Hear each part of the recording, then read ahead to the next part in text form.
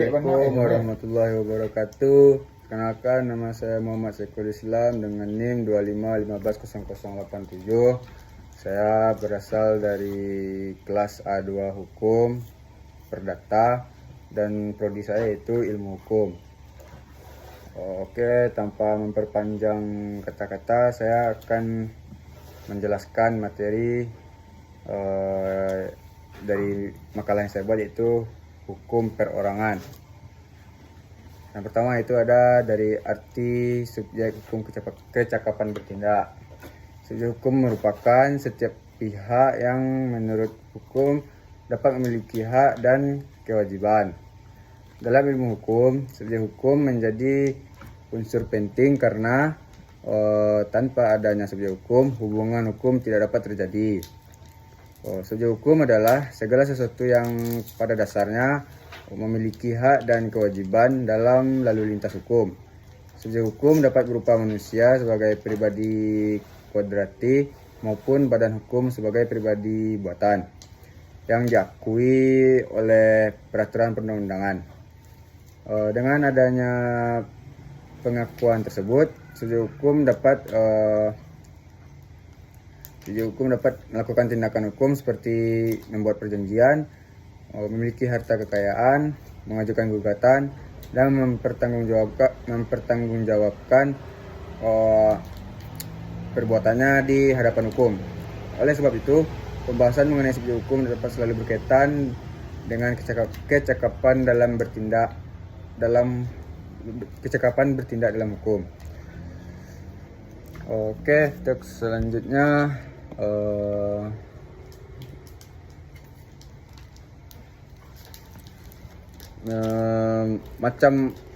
macam-macam subjek hukum, yaitu ada subjek hukum yang oleh undang-undang dinyatakan sama sekali tidak cakap untuk melakukan tindakan hukum karena atau mereka yang ditaruh di bawah pengampuan karena sakit ingatan atau gangguan jiwa. Oke, ada yang tindakannya tidak bisa menimbulkan akibat hukum yang sempurna, atau anak-anak belum dewasa, atau yang umurnya belum mencukupi.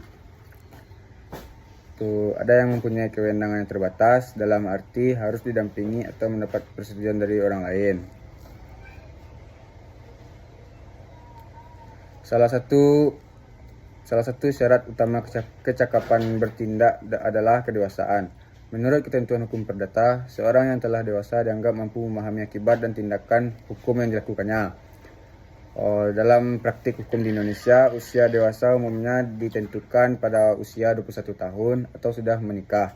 Dengan demikian, seorang yang belum mencapai usia tersebut pada dasarnya dianggap belum cakap untuk melakukan tindakan hukum secara penuh tanpa bantuan atau persetujuan wali. Anak di bawah umur termasuk pihak yang tidak cakap bertindak menurut hukum. Hal ini karena anak dianggap belum memiliki kemampuan berpikir dan pertimbangan yang matang dalam mengambil keputusan hukum. Oleh karena itu, orang dianggap belum mampu memahami akibat hukum dari tindakannya perlu mendapatkan perlindungan melalui pembatasan kecakapan bertindak. Dengan demikian, hukum berfungsi menjaga keseimbangan antara kebebasan dan perlindungan. Kecakapan bertindak sangat berkaitan dengan prinsip perlindungan hukum. Hukum tidak hanya memberikan kebebasan pada individu, tetapi juga memastikan bahwa kebebasan tersebut digunakan secara tanggung jawab. Oleh karena itu, orang-orang yang dianggap belum mampu memahami akibat hukum dari tindakannya perlu mendapatkan perlindungan melalui pembatasan kecakapan bertindak. Dengan demikian, hukum berfungsi menjaga keseimbangan antara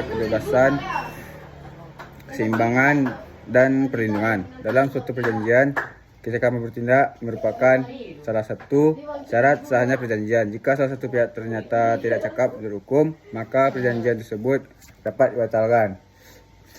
Oke, baik, sekiranya itu dari presentasi dari saya.